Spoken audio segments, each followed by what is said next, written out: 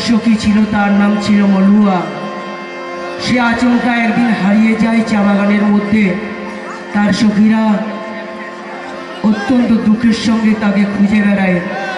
अवशेषे देखे से चा बागानेर कोनो एक प्रान्ते मारा गिয়েছে। তাই সে সখীরা কি বলছে আসুন শোনা যাক।